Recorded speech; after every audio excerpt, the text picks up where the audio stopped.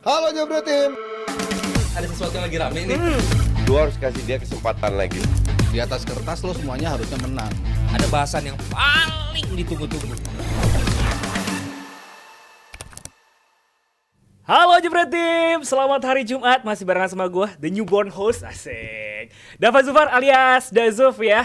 Dan hari ini kita di hari Jumat kedatangan seperti biasa didampingin juga sama Mas Panji. Halo. Yoi. Ada apa ini? Ada juga Rizal, senior gue. Siap. Dan juga Om Haryo. Senior Ketua Harian Harian. Komunitas Pandit Indonesia. Iya bener. Izin ketua gitu kayaknya. Respect.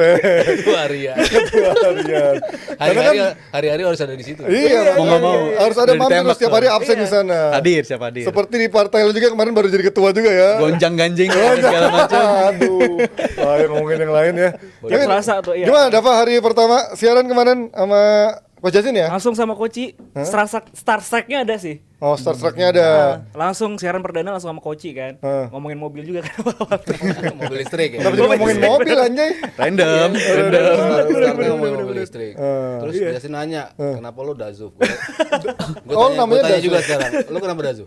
Udah nonton aja di video dulu ya. Oh, dapat Dava siapa namanya? Dava Zufar jadi Dazuf. Oh, disingkat Dazuf. Ya kan ada banyak kan apa namanya? Dava. Sportcaster disingkat namanya. Oh iya. Tapi nama lo keren Dava. Gua panser berarti ya. Panser. Nanti orang kalau kesal sama lu gampang ya. What the? Gitu.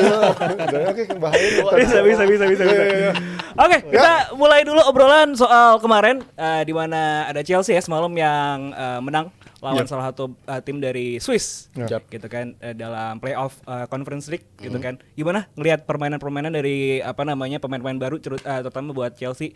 Ada beberapa pemain yang baru aja diturunin ya, debut juga, termasuk juga Gui ya. Mark Gui yang kemarin apa namanya? Goblok depan gawang ya. Jadi depan kawan enggak masuk. Nggak usah ditahan-tahan, bilang aja goblok gitu ya. Depan gawang ya. Tapi masih lawan ya mungkin masih demam panggung, tapi emang ini pemain yang masih muda, murah juga ya mungkin masih bisa buat pelapis. Tapi kalau ngeliat kemarin secara permainan gimana Mas Aryo lawan Servet. Ya kalau ngelihat kan Maresca bilang ini 9 pemain yang baru, 9 pemain yang kemarin nggak jadi starter di pertandingan pertama Liga yang jadi starter cuman si siapa tuh? Caicedo sama masih Kuku ya. Caicedo Mas Kungku kan yang di pertandingan Premier League yang jadi starter gitu. Sementara di sini sisanya pemain-pemain baru.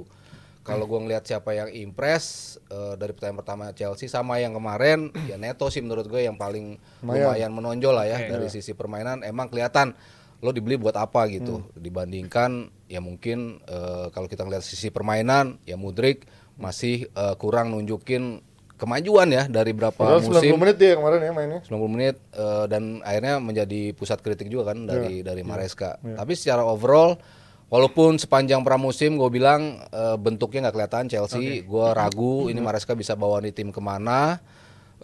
Cuman ya dia cukup berani untuk melakukan rotasi yang lumayan signifikan gitu kan. Di 2 partai aja pergantiannya tuh lumayan signifikan gitu. Artinya kan walaupun dia bilang gue cuma berlatih dengan 21 orang nih, sisanya gue bodo amat yang lain di mana gitu. Tapi ternyata dari orang-orang yang ada itu dia berani rotate untuk di Conference League yang dia mainin siapa, di Liga dia mainin siapa. Berarti dia mencoba untuk melakukan sesuatu lah terhadap tim ini, tim yang lu nggak tahu pemain-pemainnya tuh kualitasnya seperti apa ketika dijadikan satu di atas lapangan gitu. Jadi gue sedikit muji juga keberanian dia gitu. Cuman dari sisi impact ya harus kita lihat dia lawan tim yang seimbang gitu. Kalau lawan Servet aja ya menurut gua cukup oke lah untuk sisi permainan lawan Servet gitu. Gimana Jalong ngeliat dari main-mainnya? Karena kan sebenarnya kalau dibilang pemain baru enggak juga gitu. Ya kan ada Nkunku kan Nkunku kemarin starter yang enggak starter kan kayak Mudryk, Badiashile. Siapa lagi tuh? Disasi itu pemain lama semua kan. Memang baru main di bawah Enzo Maresca sekarang. Lama rasa baru ya pemain tersebut dan juga ada beberapa pemain yang kemarin akhirnya debut kompetitif kayak Tosin Adarabioyo ya kemarin dimainin juga, tapi gua ngeliat permainan kemarin ya ini tim yang bener-bener tim Conference League banget sih, gue harus bilang ini tim yang sangat layak main di Conference League. Dan juga si Mudryk beberapa kali decision making, ya ini seharusnya Mudryk udah nggak begini lagi gitu loh. Ini udah masuk musim ketiga dia, tapi keputusan yang dia ambil gue ngeliat dia nggak ada perubahan sama sekali. Jadi gue ngeliat masih ada kekhawatiran lah dari gap antara kualitas tim utama Chelsea dan juga pemain pelapisnya, terutama si Mudryk ini. Dan juga dari segi overall permainan, kalau secara convincing gue juga belum lihat, masih belum terlalu convincing, dimana lawan itu masih dikasih kesempatan nembak banyak banget ke gawang mereka. Tapi dari segi tim yang pengen punya demanding penguasaan bola yang lebih kuat,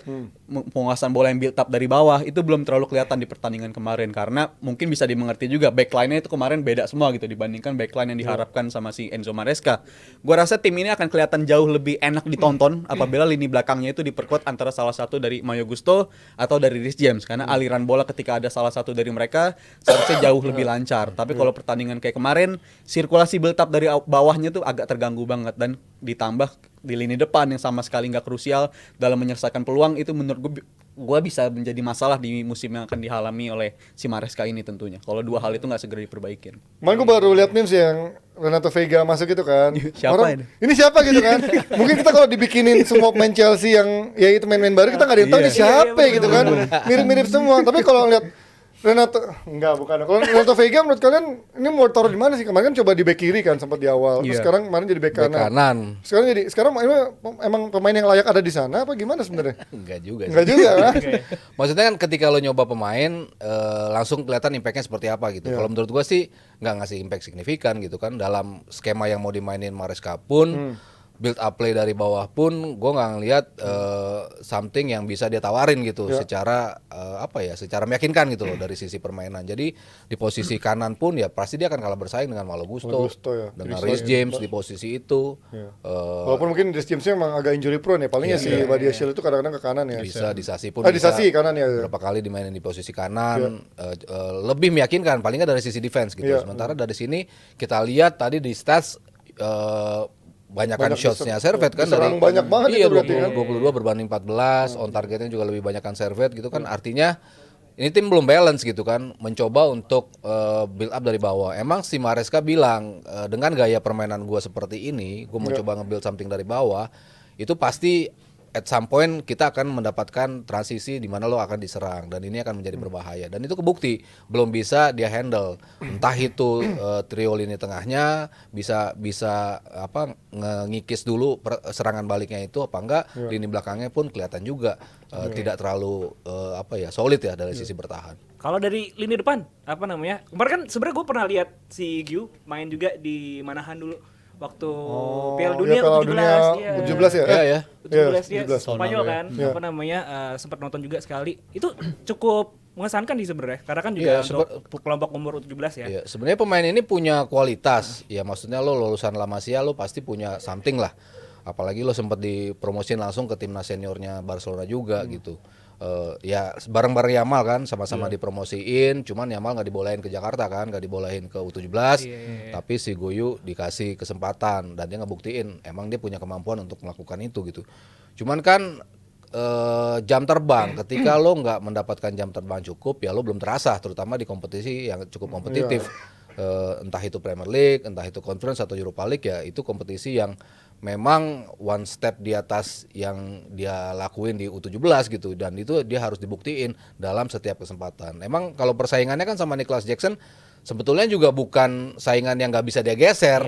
Harusnya kan dia punya kesempatan untuk menggeser kalau kita lihat kemampuan Jackson untuk buang-buang peluang maksudnya.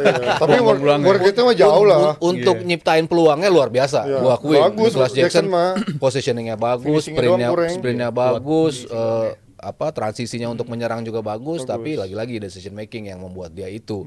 Sebenarnya Guyu kalau punya kesempatan untuk dipercaya terus menjadi starter, ya gue rasa perlahan-lahan dia akan mencoba untuk mendapatkan posisi itu. Ya tapi itu kita lihat namanya juga masih bermain di Conference League. Ini waktunya memang Enzo Maresca buat rotasinya. Baru nanti akan ujian yang lebih terlihat ketika bermain di Premier League di akhir pekan ini nih Daphne ya. Betul. Dan nanti di akhir pekan juga ada lagi match week kedua dari Premier League, di mana nanti akan ada Liverpool yang akan berjumpa Brentford ini ya. Terus ada juga Arsenal lawan Aston Villa, dan juga yang bikin mereka gagal juga di musim kemarin ya. Iya. Yoi, 2 kali kalah kan, home and away kan. Double. Sama ada MU juga yang akan ketemu Brighton. Ya nggak pernah gampang karena 5 pertemuan terakhir MU 4 kali kalah dan ini MU yang sekarang apakah sudah siap sekarang menghadapi Brighton? Ya sebenarnya juga lagi nggak bagus-bagus amat menurut gua Brighton ya. Walaupun Brighton start pekan lalu Kemarin di bagus. pelatih pertama Dan pelatihnya lagi diangkat-angkat kan Iya. sebagai pelatih muda yang ini siapa gitu 31 Iya. tahun ya 31 ya umurnya. masih muda banget muda ya. banget, Asli. Milner kan. Pelatih umur 31 Iya. lebih muda dari Milner pemainnya sendiri dan Brighton menurut gue di pertandingan pertama menjanjikan banget dengan hadirnya si Yakuba Minteh dan juga asal mereka Mitoma bisa fit aja. Ini bakal jadi tim yang berbeda. Tapi apakah United bisa punya modal yang cukup untuk ngadepin Brighton yang lagi di atas angin ini menurut gue masih tanda tanya juga sih karena gue masih belum terlalu impress walaupun improvement udah ada banget ya di pertandingan MU lawan City, di pertandingan pembuka lawan Fulham. Mereka lebih solid lah pertahanannya, nggak gampang kena tembakan dari lawan itu udah ada improvement di situ. Tapi dari segi penyelesaian peluang, gue pengen lihat Zirkzee ini, Zirkzee apa Zirkzee jadinya nih. Ini masih sih kan Debatan itu pasti tidak akan habis. ada videonya yang ada video dia Ya sendiri kan. kalau Ten Hag sih memang ngeralat ya, gue juga emang kayaknya ngeralat lafalan secara teorinya emang kayaknya Zirkzee. Tapi kalau Zirkzee-nya aja ngomongnya Zirkzee ya gue juga masa yang punya nama nggak tau lah. Ya itu sih. United improvementnya di situ. Mereka nggak lagi-lagi ngebiarin lawan nyiptain tembakan terlalu banyak lagi kayak musim lalu. Nggak seraput tahun lalu kelihatannya ya, open space banget kan. Tapi itu baru satu game ya Ya, lawan betul, Fulham. Tapi menurut gue di pertandingan kedua kalau mereka bisa ngelakuin tren tersebut lagi, mereka punya peluang di situ. Ditambah Mazraoui gue rasa nggak perlu waktu lama-lama lagi. Gue rasa seharusnya dia udah mulai makin nyaman untuk main di sana. Tapi mungkin partnershipnya bagi si Maguire-nya ini kan apakah dilanjutin sama Alicia atau bahkan si De Ligt. dua-duanya De Ligt akan dicoba di sini itu masih jadi tanda tanya. Tapi gue so far masih ngeliat Lisandro Martinez dan juga Maguire ini sebagai partnership yang saat ini mungkin partnership paling kuat yang dimiliki United sih sejujurnya. Dipuji-puji kemarin 2 lawan 1 loh kemarin. Aman kan sama Maguire? Aman. Gila, Maguire set tuh. kakinya nyangkut aja bola gitu. Enggak, itu main goblok main Fulhamnya anjir. Parah. Gimana Mas melihat MU sekarang apakah sudah segitu meyakinkan sementara Brighton masih tricky match maksudnya menjadi Masih. pelatihnya orang nggak ada yang tahu cara mainnya kayak apa dan juga kemarin menangnya juga cukup meyakinkan gitu. Iya, dan waktu itu kan sempat kita ditanya ya, specifically gue ditanya, Mas Brighton gimana musim ini? Gue bilang terus terang, gue belum pernah lihat ini pelatih begitu muda, Iya. apa yang bisa ditawarkan buat Brighton. Cuman gue tetap yakin dengan kualitas Brightonnya itu sendiri. Oke. Maksudnya kan mereka mengganti pelatih berapa kali, tapi Jalan tetap. the quality is still there gitu kan. Dia sama Graham Potter dia kemarin sama De Zerbi. Iya. Ternyata sama pelatih ini jalan juga gitu. Walaupun agak sedikit ada perubahan di lini tengah gitu, di mana mereka mungkin startnya 4-3-3 gitu, tapi on game-nya agak pergeseran gitu dari sisi permainan dan Tengahnya itu lebih numpuk ya itu biasanya. fluid banget dari sisi permainan, serangannya mereka bagus, wingsnya tetap Mitoma menyulitkan lawan dan gua rasa ya United harus tetap khawatir juga sih kalau ketemu Brighton karena dengan pertemuan yang paling sedikit melawan Brighton, tapi Brighton punya persentase kemenangan yang paling besar terhadap United. Baru 14 kali ketemu, tapi kemenangan mereka hampir 50% dalam 4 tahun terakhir. Kurang sih ketemu United yang sekarang sih, cuma ketemunya yang zaman dulu kan. Datanya adanya di sini. Makin ke sini 4 kali pertemuan, 3 kali sama Ten Hag, 3-3-nya kalah gitu. Iya, Ten Hag iya. kan itu kan suatu bukti perubahan pelatih nggak ngaruh juga buat Brighton karena kualitasnya tuh ada di situ dan pertandingan pembuka ngebuktiin itu. Everton bukan kandang yang mudah untuk ditaklukkan dengan skor Dia gampang ya. setelak itu. Arsenal aja butuh waktu berapa lama gitu untuk akhirnya bisa ngalahin ya di kandang Everton ya. Iya, Ini dengan debut gampang. pertama Sean Dice kan kalah mereka kan Iya, 1-0 iya, gitu kan waktu itu. Jadi emang nggak gampang untuk kandang tandang ke Everton situ. Tapi ternyata Brighton bisa melakukan itu. Nah, United kalau lo nanya tadi udah cukup convincing, ya menurut gue belum sih. Tapi lebih meyakinkan dibandingkan musim kemarin. Iya, Dari sisi Pembuka musimnya lah ya minimal Iya, itu dulu lah ya. dari sisi permainannya paling nggak juga kan gue selalu kritik kan permainannya apa sih yang mau ditawarin sama Ten Hag, Ya. mau tetap gaya counter apa lo mau coba nge-build. Ternyata nge-build mereka lumayan. Kemarin mencetak golnya kan dari build up dari bawah juga Ya, gitu. ya. Golnya Zirkzee juga. Tapi ya gue nggak tahu kalau lawan Brighton pasti akan ngambil kendali kan. Ini tim yang selalu possession base, selalu bisa nguasain permainan. Apakah akan berbalik mereka bermain dengan counter dengan menggunakan kecepatan-kecepatan pemainnya, ya itu gue masih tunggu dari Ten Hag. Apakah dia stick dengan modul baru dia nih untuk bermain dari bawah? Apakah melawan tim yang possession based dia justru akan mencoba menginisiasi serangan? Halo Jabra Tim. Ada sesuatu yang lagi rame nih.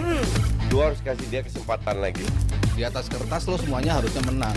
Ada bahasan yang paling ditunggu-tunggu.